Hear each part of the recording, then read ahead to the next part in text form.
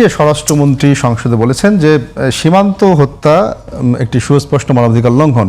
বারবার বৈঠকে ভারতের সাথে যে বৈঠক হয় সেখানে বারবার ভারত প্রতিশ্রুতি দিল সীমান্ত হত্যা বন্ধে, কখনোই তার এই প্রতিশ্রুতি রাখেনি। এর আগের আওয়ামী সরকারের সময় কিন্তু যদিও তাদেরকে সবচেয়ে বড় বন্ধু বলা হতো, তারপর কিন্তু আমরা সীমান্ত হত্যাকাণ্ড দেখেছি অনেক বেশি, এখনও কিন্তু তার মানে খুব একটা কমেনি, এখনও চলছে, যখন তখন হত্যাকাণ্ড হচ্ছে। এবং এই পুশিনের এই কথাটা আমরা এখন শুনছি যে শূন্য রেখায় যে মানবতার জীবনযাপন করছে ওইসব মানুষ। তো আসলে এসব ক্ষেত্রে কি আমাদের সরকার কি আর পরিস্থিতি হওয়ার কোনো, যেহেতু আওয়ামী সরকারের সময় যেখানে পারেনি সেখানে এখন কি আর এই সম্ভাবনার কতটুকু আছে? এখন তো আমি অনেক বেশি সম্ভাবনা দেখি, মানে যেখানে আসলে ফ্যাসিবাদ বিরোধী শক্তির ক্ষেত্রে সবাই আমরা একসাথে লড়াই করেছি, বিএনপি, এনসিপি, জামাত বা যারাই আছে না কেন, এখন তো আমরা সবাই একসাথে একটা পার্লামেন্টে বসতে পারছি। তো আমার মনে হয় যে এখন তো আরো বেশি পারার কথা। এখন সেই মনোবল বলি, আমাদের স্ট্র্যাটেজিক্যাল জায়গা বলি, এখন আমার মনে হয় যে যদি আমরা এই ইস্যুতে একসাথে কাজ করতে পারি, ডেফিনেটলি এটা খুবই ফ্যান্টাস্টিক একটা কাজ হবে। তারপরেও যেটা আমার সমালোচক বললেন, এটা ডেফিনেটলি আমি মনে করি যে পুশিনের এটা আমি সাপোর্ট করি। মানে আমি মনে করি যে ভারত যেভাবে আসলে পুশিন করছে এটা আসলে করা উচিত, অ্যাকচুয়াল লোকদের করা উচিত। এই হাসিনা সহ এই যেসব এই চোর ছাচোর যেসব সন্ত্রাসীরা যে ঘোরাঘুরি করছে বাংলাদেশের, আমাদের সাধারণ জনগণের টাকা পয়সা লুটপাট করে যে ওইখানে খুব লাক্সারিয়াস লাইফ লিড করছে, মাঝে মধ্যে আবার আমাদের কোনো তারকা, আমি শুনলাম যে গতকালকে মোশাররফ করিমকে একটু লাঞ্ছনা করার চেষ্টা করা হয়েছে। এই যে এই টাইপের লোকজন যারা আসলে ওইখানে, এটা তো ক্লিয়ারলি আমরা সন্ত্রাসী অপরাধী। আবার আমরা দেখছি যে ভারতের যে মুখ্যমন্ত্রী হলেন তাকেও আবার ফুল দিতে গিয়েছিলেন গাজীপুরের সাবেক অবৈধ মেয়র জাহাঙ্গীর।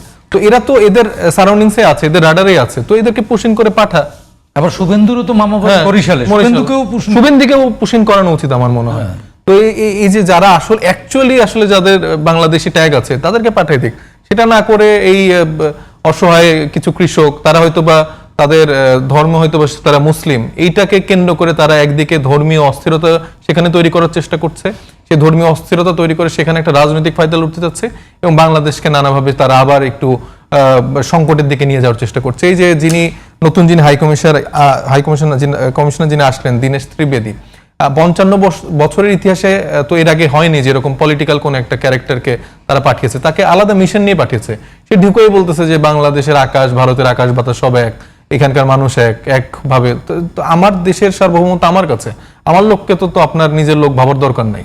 আমি আপনার সাথে অ্যাজ এ নেইবার কান্ট্রি হিসেবে আপনার সাথে একটা সুন্দর সম্পর্ক আমি চাই, সেটা হচ্ছে সমতার ভিত্তিতে। আমি চোখে চোখ রেখে আমার কথাবার্তা থেকে শুরু করে আমার যেই নেগোসিয়েশনের জায়গা হবে, এটা আমাদের হচ্ছে যে সমান ইকুয়াল একটা জায়গা থাকবে। আমি তো আপনার এখানে দাস বা আপনার করুণা নিয়ে আমি এখানে বাঁচতে চাই না, আপনার বাতাসে তো আমি এখানে বাঁচতে চাই না। তো এই যে এরকম যে মেসেজ দেয়া।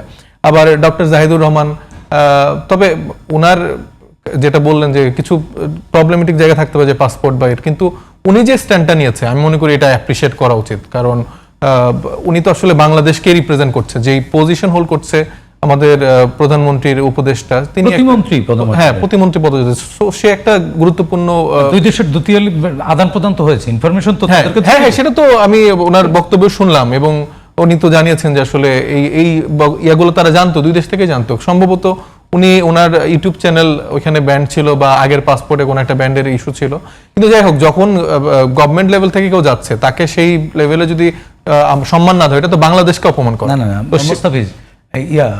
মোদিও তো আমেরিকায় ব্যান্ড ছিল, হ্যাঁ, মোদি গেছে না, মোদিকে রিসিভ করেনি আমেরিকা, সেটাই তো ফেরত দিয়েছে, আটকে দিয়েছে।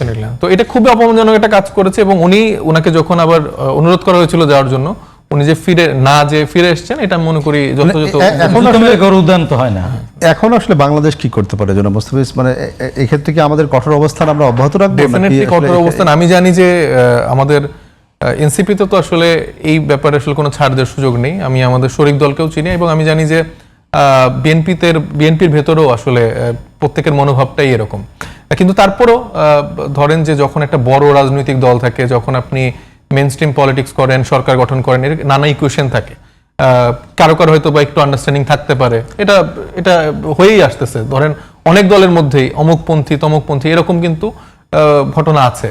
তো সেই জায়গা থেকে আমি মনে করি ওইটা আসলে বাদ দিয়ে দেওয়া উচিত। কারণ ধরেন অমুক যদি তমুক মানে ভারতপন্থী হয়েও থাকে, তার বোঝা উচিত ভারত কখনোই আপনাকে আসলে সেই জায়গাটা দেবে না। আপনাকে সবসময় দাস বানিয়ে রাখা বা আপনাকে সবসময় পুতুল বানিয়ে কাজকর্ম করে, এটাই তারা করবে। বরঞ্চ এখন সুযোগ এই সব কিছুর বলয় ভেঙে বাংলাদেশপন্থী একসাথে আমরা কাজ করি। অন্য অন্য অনেক বিষয়ে আমাদের মত পার্থক্য থাকবে রাজনৈতিক দল হিসেবে, আমাদের বাংলাদেশের স্বার্থের প্রশ্নে, কিন্তু যখন দেশের সার্বভৌমত্বের প্রশ্ন আসে, দেশের আভ্যন্তরীণ জায়গা থেকে বহির্বিশ্বের যেই সংকটগুলো আমাদেরকে বারবার দেখানো হয়েছে, যেভাবে আমাদেরকে নিয়ে রাজনীতি করা হয়েছে, সেইটার সুযোগটা যেন আর না থাকে। সেই জন্য সরকারি দল বলি, বিরোধী দল বলি, সবাইকে এক্ষেত্রে সর্বদলীয় একটা অবস্থান আসলে ঐক্যবদ্ধ অবস্থান থাকা উচিত।